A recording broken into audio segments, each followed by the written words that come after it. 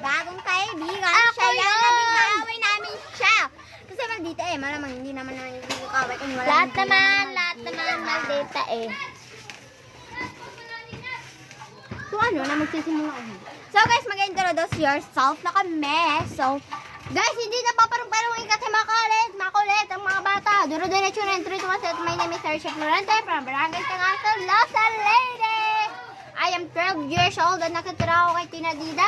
And gumagarap ako bilang si Jasmine sa magkapatid sa labas. My name is Akolinay Manigo from Barangay Tangaso, Losa Lady. And gumaganap ako bilang Kaiten. And nakatira ako kay Tita and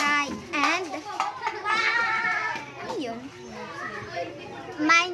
I am 12 years old and yun lang siya naman. Hello mga kate, my name is Sustina Isiduducha. Nakatira po ako kay Tita Labinya. Not Nahihiya guys siya. so dead na. So guys, Ulitin ko guys, ako nga pala si Shina Isiduducha. Nakatira po ako kay Tita Labinya.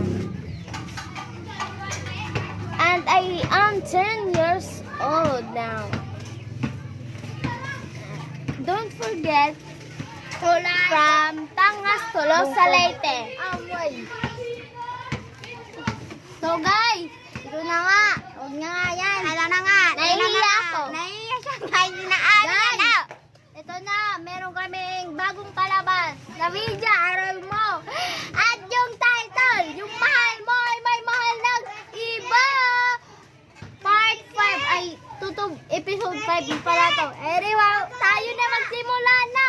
Mga kainay, Don't forget to like and subscribe, share. and don't forget to comment. Bye-bye! Bye-bye mga kate! Si Balistik ka mga tanan.